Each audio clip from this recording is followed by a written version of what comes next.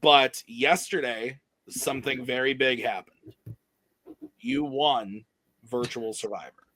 And we want to start with talking about that. So I guess the first question is, like, did you think going into it that you had a shot to win? I can answer this for Robert.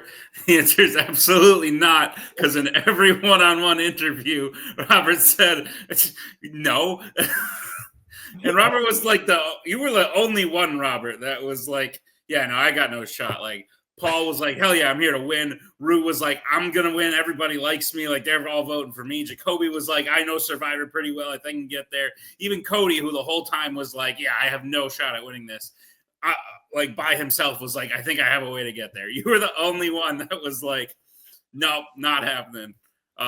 Which, irony. I think that bled through in how I dealt with people, I guess. Maybe they smelt it on me, and they were like, well... And especially if you look at like the last couple episodes, it seemed clear that people thought, who cares if I go to like a final bit with him? Because no one's going to vote. He can't win challenges, which I didn't win a lot anyway. But like, he can't win challenges, and like, people don't like him as much, clearly. But joke's on them. People like me enough. Robert, so I don't know how big of a fan of Survivor you are. I'm sure we found out yesterday when we did the live reunion show, but obviously we're shooting this before that. I don't know how big a fan you are of actual Survivor. You and Paul played very not typical games of like current Survivor, which is okay because most of the cast was not like current Survivor fans. So, like, Jacoby was really the only one voting in that, like, on the jury that was like, show me the Survivor game that you played. Everyone else was like, Giancarlo was like, Paul. Cody was like, I want to know, like, what you did. Tell me honestly, like, blah, blah. So, it's great to watch back because while it's going on, you do fly very much under the radar, but you also do a lot of things when you're on your own that don't come into play until much, much later. Like, you, I know you felt bad about this, but I guess we can start here. You full on took Nazario for a walk and walked him off a cliff. That episode. Not only that, crazy. You took his wallet and then you walked him off a cliff. It's the thing I feel the worst about, obviously, because I have to play it super dumb. I'm like, oh, I mean, I guess I got the letters, but I don't know what they could be. I'm just letting him like roll out the tape to help me, and I'm just like, I guess this, I don't know. And then just letting him give me as much guidance as he can is the best I've done at something like that. Usually I would break like halfway through and I would keep up the ruse, but this, I felt obligated. We want to put on a good show, so I was trying to think of how I could coordinate that as consistently as possible, and I guess it worked out.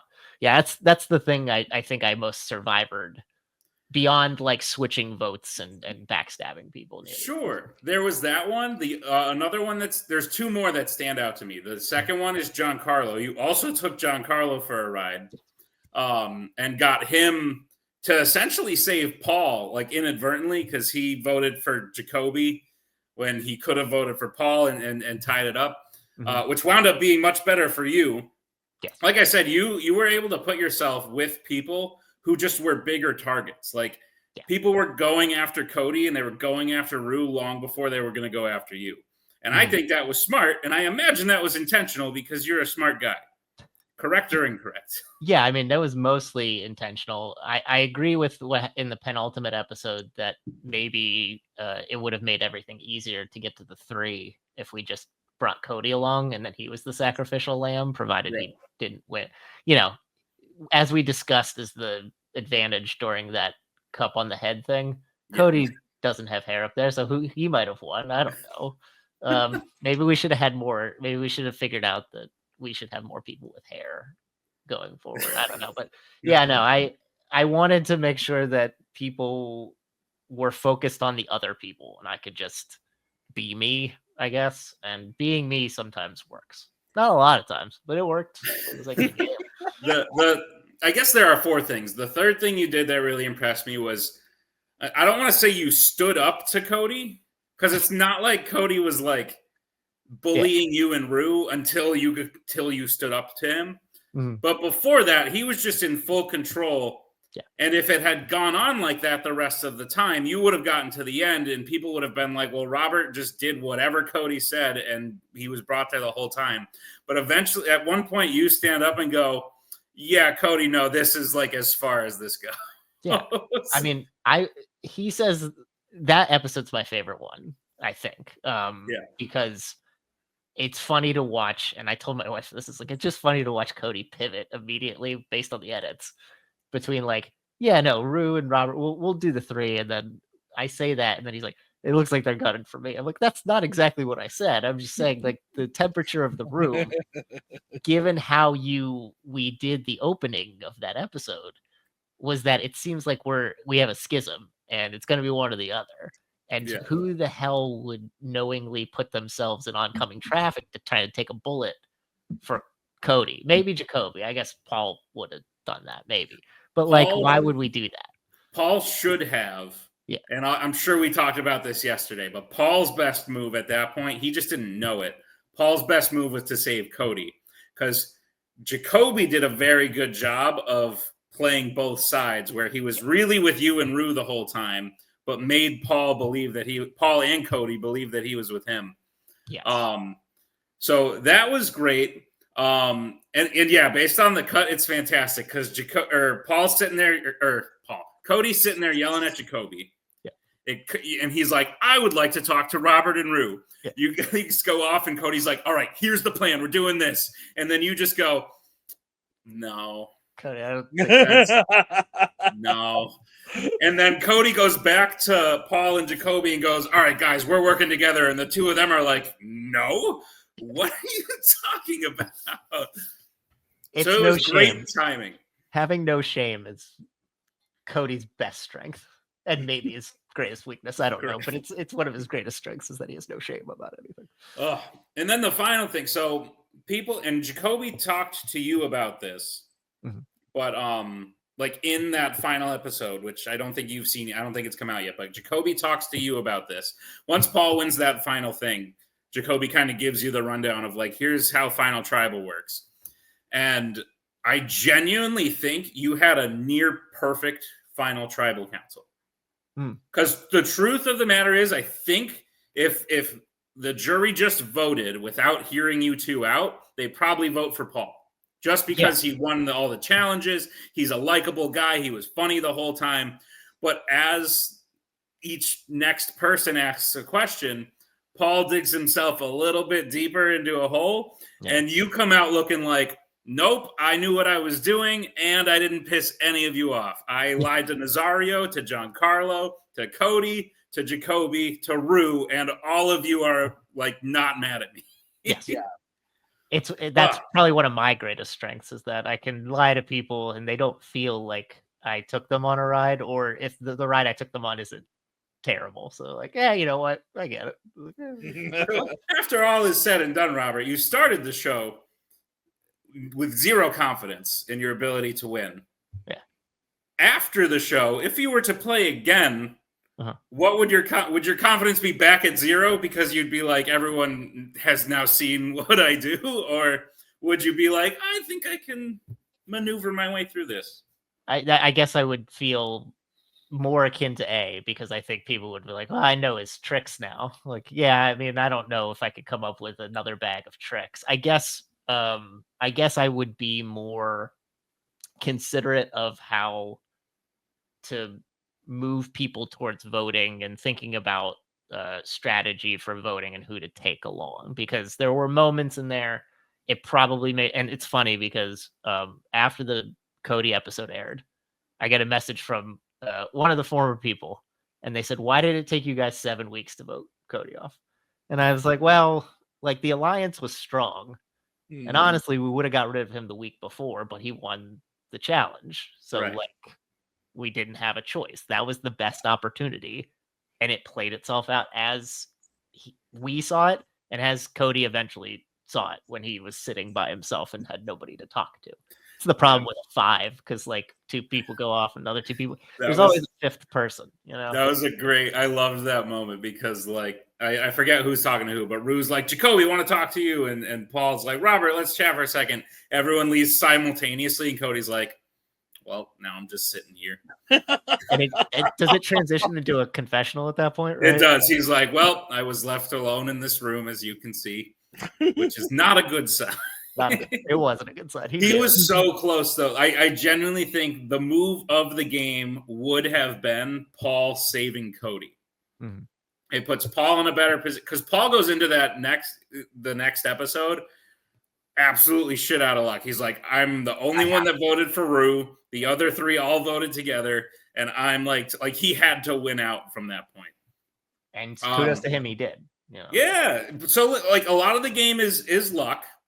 But it's the people who take the luck and make strategic decisions with them. And I really do feel I said this to Jacoby next week. But I said, I think Robert, I always think the winner of Survivor played the best game. I think a lot of people will say Jacoby played the best strategic game. Maybe Paul played the best physical game or whatever physical game you can have like on an online version of this.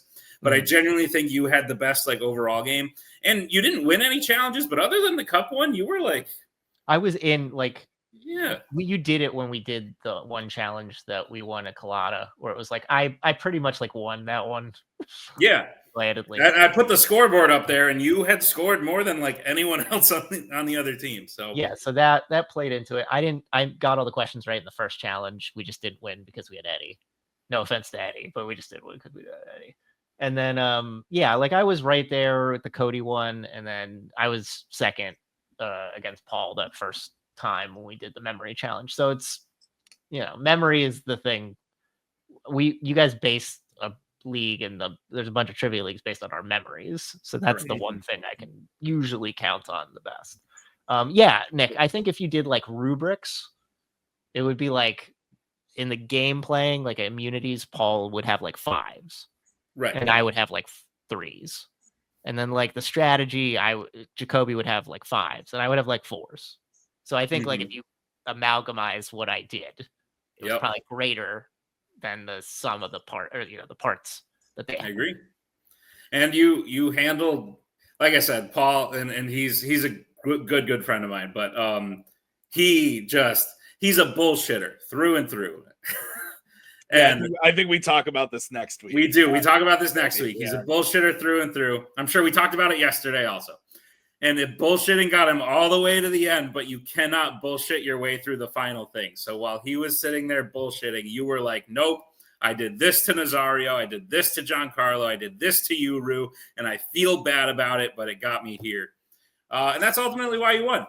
At the end, after you win, you say the phrase 1-0 going out on top. Does that mean you would never play again? No. I just assumed I wouldn't. Like, I mean, I don't know how far you guys would take it, but if you did, like, guess like an All-Stars or something, however. I was gonna say, I could see you in an All-Star. How do you not have the first winner of the show in an All-Stars season? It's true. If this went long enough, unlike the real Survivor, which really screwed this up, how did you not have the first winner in an all winners episode? Yeah. So yes, I would love to have you back. But no, I was just saying it at the time because I didn't know how scheduling would go. And I really respect Bill Murray and Space Jam. He goes out undefeated and untied. That's the way it's going to be. That's fair. I have that jersey, actually. I have the Bill Murray jersey. Yeah. Wonderful. It says Murray on the back. Oh. Any ideas how you're going to spend your $100 prize? No, wasn't it a Chuck E. Cheese gift card? So he has to use it at Chuck E. Cheese. There we go. There's one about 20 miles away from me, so that'll work. Charles Entertainment Cheese, always a great time. There's one near me too, actually. It's weird. We used to go to Discovery Zone. You guys ever go to Discovery Zones? No, but they have them. Excellent segment. Yeah, it's there's no arcades. Everything's just climbing jungle gyms inside. So there's like the whole building is like a I've been warehouse. to a place like that, though I don't know that that's what it was called. Is it like safe? Yeah, everything's padded. It's like if you took like the McDonald's play sets Yeah. and you expanded them times 20 or 30, and they have like the rope pulling things, and there's cushions. It's a blast. Like you can, and you know, the hardest part, and I would imagine this would be the case now as a parent, would be like getting your kids out of there because they're huge. They're like stories tall, and there's so many. Are they like tiny to like fit through, like for kids? Sometimes. I mean, they're mostly like normal sized adults could get in. It's just so many places to go. Like finding kids would be tough. This has me thinking. Dave and Buster's, yay or nay? I'm a Dave and Buster's yay like supporter. Yeah. I find that the food is mediocre though. Yeah. Who's going there for the food? Yeah. I like to dabble. Have you seen me? I enjoy a good app with my beer and games. Okay. That's fair. Yeah. And I got the pretzel sticks and they were wet and cold. Okay, well, go to another place that serves pretzel sticks and you'll be missing the games part of it. So yeah, I like the games though. That's how they get you, right? It's like we don't have to have everything top notch.